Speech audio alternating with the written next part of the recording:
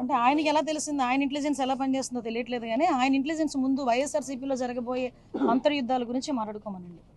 ఆ అంతర్యుద్ధాల గురించి మాట్లాడుకుంటే తర్వాత మా అంతర్యుద్ధాల గురించి తర్వాత అతను మాట్లాడవచ్చు.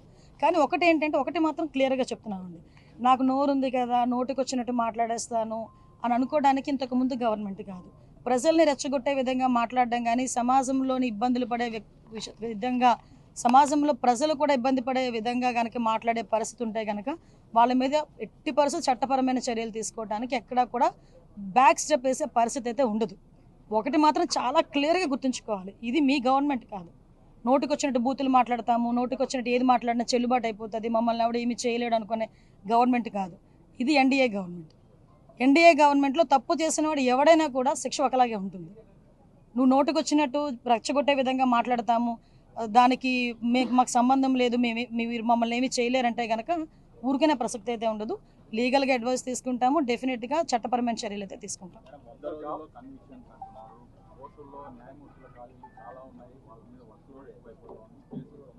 ఎస్ అండి, దాని గురించనే యాక్చువల్గా రీసెంట్గా గౌరవ చంద్రబాబు నాయుడు గారితో ఒక మీటింగ్ కూడా ఏర్పాటు చేసుకోవడం జరిగిందండి. పీపీలు ఏపీపీలు మొత్తం అన్ని కూడా మేము అన్ని ఫిల్ చేసుకోవడం ఒక ఎత్తు అయితే, ఈ ప్రాసిక్యూషన్కి సంబంధించి ఎవిడెన్స్ సబ్మిట్ చేయడంలో ఫోరెన్సిక్ డిపార్ట్మెంట్ కూడా లేట్ చేయకుండా వితిన్ 5 daysలోనే ఫోరెన్సిక్ రిపోర్ట్ ఇవ్వడానికి కానీ, డాక్టర్స్ దగ్గర నుంచి వూండ్ సర్టిఫికేట్స్ రావడం కానీ, ఇవన్నీ కూడా మేము టార్గెట్ పెట్టుకున్నామండి. ఈరోజు 100 రోజుల్లో కన్విక్షన్ పడాలి అని మేము టార్గెట్ పెట్టుకున్నాం. ఆ టార్గెట్ ఫుల్ఫిల్ అవ్వడానికి మా ఇన్ఫ్రాస్ట్రక్చర్ మేము డెవలప్ చేసుకుంటున్నాం. At the same time legal టీమ్ని కూడా మేము కొంచెం స్ట్రెంథెన్ చేసుకునే పరిస్థితుల్లో మేము ఈరోజు ఉన్నాం. మేడం, పోసాన్ ఎపిసోడ్ ఏంటి మేడం? ఇప్పటికే చాలా చోట్ల కూడా కేసులు నమోదైనాయి కదా.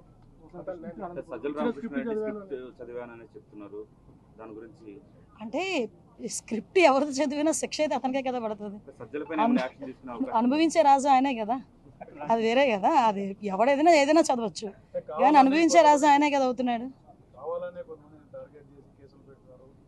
ఓకేనండి, నేను ఒకటి అడుగుతున్నానండి మిమ్మల్ని, డైరెక్ట్ క్వశ్చన్. పోసాని మాటల్ని టాలరేట్ చేసి అయ్యో పాపం అనుకునే ఒక్క మనిషిని తీసుకురండి, మేము ఆలోచిస్తాం ఒకసారి మాట్లాడడానికి. పోసాని మాటలు ఇష్టానుసారంగా మాట్లాడిన తర్వాత సభ్య సమాజం తలదించుకునే విధంగా, సాధారణంగా అనకూడదు కానీ ఇల్లిటరేట్స్ కూడా అలాంటి మాటలు మాట్లాడుకోరు. సో అవతల వాళ్ళకి మనోభావాలు దెబ్బతిన్నాయి, వాళ్ళ ఆత్మగౌరవాలు దెబ్బతిన్నాయి. పోలీస్ కేసు పెట్టారు, యాజ్ పర్ లా మేము వెళ్ళాం. ఇందులోని టార్గెటెడ్ ఏముంది? వాళ్ళు ఏం మాట్లాడలేదా? వాళ్ళు అటువంటి కామెంట్స్ చేయలేదా? మరి ఇంతకు ముందు మా మీద కేసులు పెట్టిన కేసులని ఎప్పుడు అండి? చంద్రబాబు నాయుడు గారికి మీద కేసు పెట్టారు కదా, అది ఎప్పుడు? అది 53 రోజులు తైల్లో పెట్టారు చంద్రబాబు నాయుడు గారిని తీసుకెళ్ళి ఆ రోజు. అంటే ఒకటి ఎప్పుడు కాదు, మాకు మాకు కేసు వచ్చింది, మేము యాక్షన్ తీసుకోవాలి, డెఫినెట్గా తీసుకుంటాం.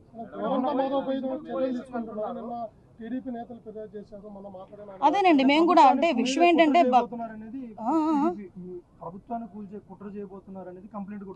అంటే అదేనండి, ఇందాక మీకు చెప్పాను, ఏది పడితే అది మాట్లాడడానికి అవ్వదండి. డెఫినెట్గా నీకైతే వాక్ స్వతంత్రం ప్రజాస్వామ్యంలో అంబేద్కర్ గారు ఇచ్చారు, కానీ ఎలా పడితే అలా మాట్లాడమని ప్రజాస్వామ్యంలోని కూడా రాజ్యాంగంలో కూడా లేదు.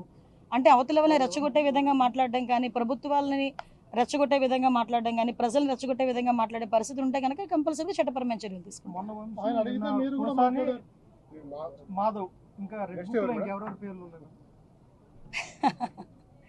రెడ్ బుక్ పరంగా మేము వెళ్ళాలి అనుకుంటే ఈరోజు వైఎస్ఆర్సీపీ నాయకులు ఎవరు రోడ్ల మీద తిరగరండి. దయచేసి మీరు కూడా అర్థం చేసుకోవాలి, మేము యాజ్ పర్ లా వెళ్తున్నాము, యాజ్ పర్ వాళ్ళు ఎవరైనా కంప్లైంట్ ఇస్తే కంప్లైంట్ బేస్ చేసుకొని వెళ్తున్నాము. పోసాని గారి మీద సుమారుగా 17 కేసులు, దగ్గర 17 కేసులు రాష్ట్రం మొత్తం మీద 17 కేసులు ఫైల్ అయి ఉన్నాయి. వంశీ మీద ఎన్ని కేసులు ఫైల్ అయి ఉన్నాయి మీకు తెలుసు. ఈ రోజుకి కూడా ఏ కేసుల్లో ఫైల్ అయినాయో మీకు తెలుసు.